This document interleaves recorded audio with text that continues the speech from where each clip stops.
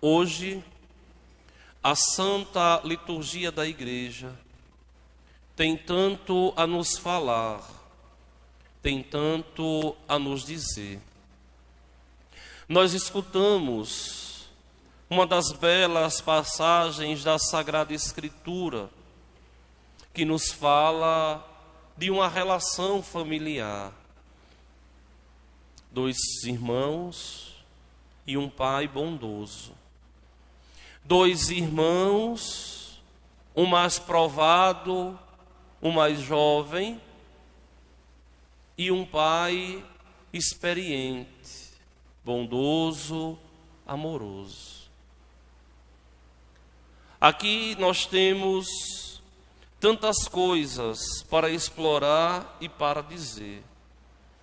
Só que uma das coisas que mais chama atenção no texto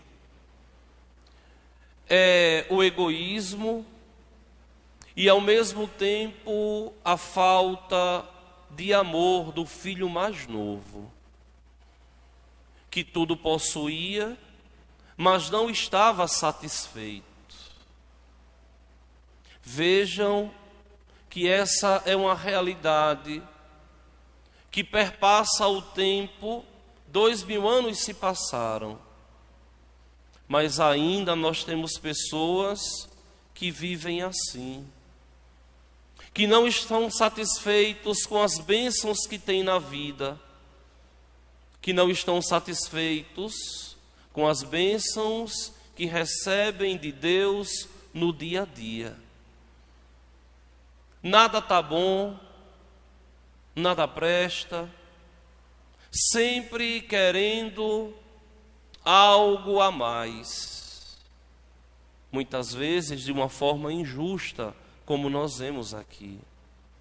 Olha, que eu já me deparei com pessoas que, por não possuir problemas, criavam problemas. Quantas vezes eu me deparei com pessoas que eu tive que fazer a pessoa despertar e entender que uma vida sem problemas é uma bênção de Deus e que é preciso muitas vezes se conformar ali com as graças e bênçãos dos céus e não viver reclamando ou encontrando e procurando problemas. Observem que esse menino tudo possuía, ele tudo tinha, mas parece que nada lhe apetecia, parece que nada preenchia o seu coração, parece que nada lhe completava, parece que sempre estava a faltar algo, de tal modo que ele vai atrás, exigir aquilo que não tem direito. Observem que ele vai pedir ao pai a parte da herança que lhe cabe. Só que é preciso a gente entender que enquanto o pai está vivo, o filho não tem direito a herança nenhuma. Não tem direito a nada do pai, a não ser que o pai queira de bom grado conceder. Mas não tem direito. A herança é pós-morte. Eu tenho direito à herança quando o construtor, quando o dono falece. Mas em vida eu não tenho direito. Só que o pai aqui, ele é bondoso e divide o patrimônio. Se vocês pegam essa palavra patrimônio, vocês vão entender que ela vem da raiz de pater, ou seja, bens do pai, patrimônio, bens que pertencem ao pai ou aos pais, patrimônio. Então o filho só tem direito ao patrimônio na ausência do pai ou dos pais. E aqui, esse menino, ele não se contentava, ele não, de modo algum, estava feliz com a vida que levava. Vai embora, esbanja os bens que tem, esnoba a vida que tinha, perde tudo e agora cai em si. Porque vejam bem, tem pessoas que só dão valor às coisas quando perdem. Eu costumo dizer e trago como mote na minha própria vida, de que a vida que nós vivemos e as oportunidades que Deus nos dá, nós não podemos desperdiçar. Por quê? Porque nunca mais poderemos ter de novo a mesma oportunidade. É interessante porque Santo Agostinho, ele, ao olhar a condição da vida do homem, ele diz assim, de um modo tão profundo e ao mesmo tempo tão simples e dócil: eu tenho medo do Deus que passa e não volta atrás. Então é preciso que nós assumamos a nossa vida, assumamos a nossa condição, demos valor àquilo que nós temos, que foi um dom de Deus, que foi um presente de Deus.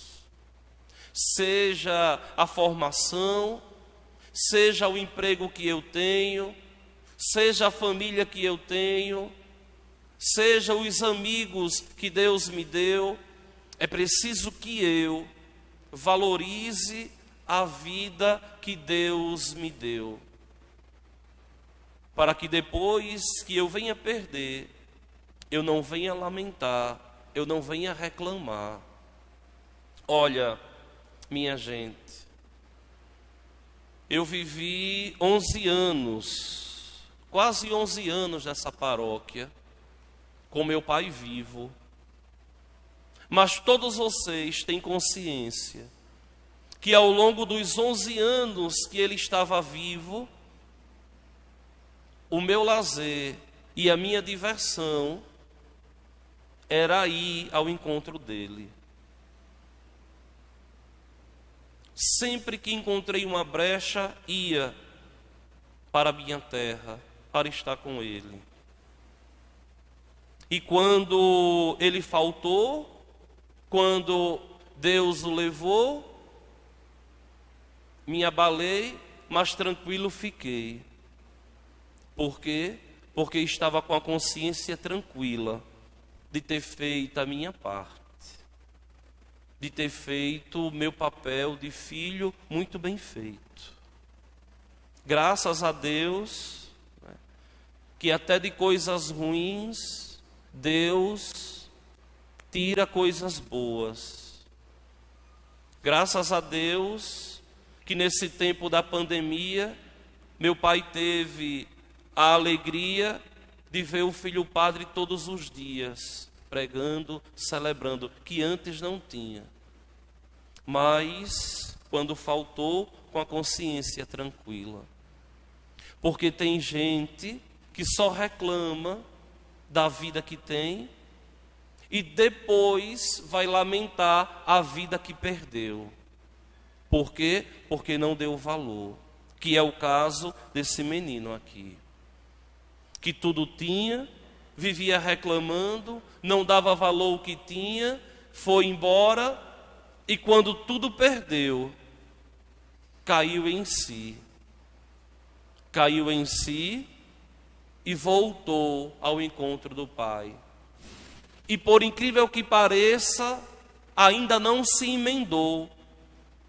Porque se vocês veem o que ele pensa, que vai dizer ao Pai, e o que ele diz ao Pai, já existe uma desonestidade com o próprio pensamento dele. Olha o que ele disse no pensamento dele, no íntimo do ser dele: vou embora, vou voltar para o meu pai, e vou dizer a ele: Pai, pequei contra Deus e contra ti, já não mereço ser chamado teu filho, trata-me como a um dos teus empregados. Quando ele se apresenta diante do pai, que ele vê que o pai o amou, que estava esperando, ele só diz a primeira parte: Pai, pequei contra Deus e contra ti, já não mereço ser chamado teu filho. Mas não diz: eu quero ser tratado como um empregado. Observe. Por quê?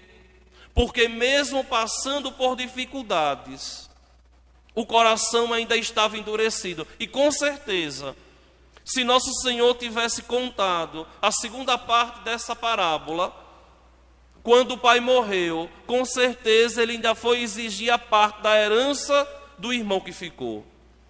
Porque quem é ruim não consegue mudar. E só muda, muitas vezes, com oração. Pedindo a Deus, nosso Senhor, de verdade, que mude o coração. Tem gente que mesmo apanhando, mesmo perdendo, mesmo sofrendo, são incapazes de mudar o modo de pensar, o modo de agir e ter uma atitude de humildade e reconhecer: eu errei, eu pequei, eu estou errado. Vejam, Pai, pequei contra Deus e contra ti, não mereço ser chamado teu filho, trata-me como um dos teus empregados. Quando viu a bondade de Deus, não quero mais não ser tratado como empregado. Por quê? Porque não tinha se emendado. Por quê? Porque o sofrimento não mudou aquele coração. Porque o desprezo que a vida deu não transformou aquele coração. Meus irmãos e minhas irmãs, tantas coisas tenho ainda para dizer, mas vamos ficar por aqui nessa primeira parte da hermenêutica do Evangelho e vamos ter no nosso coração o ensinamento primeiro da liturgia hoje. Louvar e agradecer a Deus a vida que Ele nos deu, ser grato a Deus, assumir com amor tudo aquilo que Deus nos deu, para que quando venha faltar, a gente não venha reclamar, nem chorar. Olha,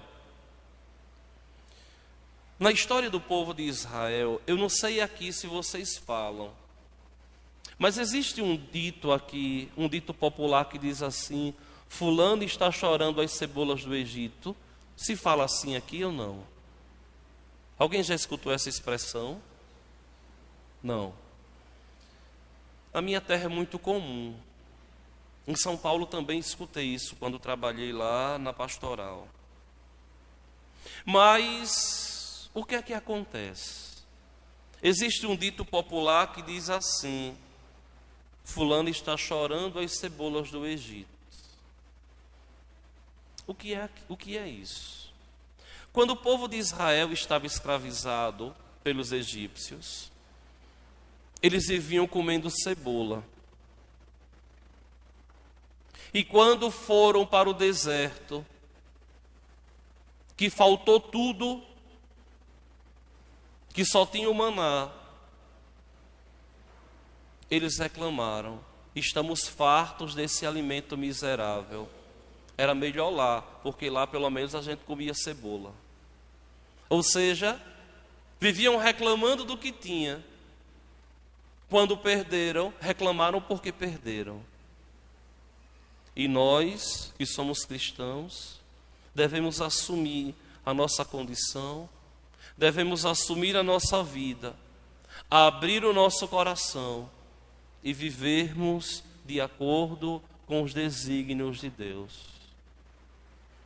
O Santo Padre, o Papa Bento XVI, em uma de suas catequeses, ele diz assim: é preciso enxergar a mão de Deus ao longo de toda a nossa vida. É preciso enxergar as graças e as bênçãos de Deus nas nossas vidas. Porque muitas vezes, de um modo silencioso, Deus nos abençoa tanto, e a gente que não percebe que estamos sendo agraciados e abençoados por Deus. E quando essa bênção falta, aí sim, a gente vai reclamar e a gente vai lamentar. Que nós não sejamos assim, mas sejamos homens e mulheres de Deus, dispostos a servir a Deus e que vivem com o coração agraciado, capazes de amar a Deus nosso Senhor sobre todas as coisas, em todas as oportunidades que o Senhor, o bom Deus, nos concedeu.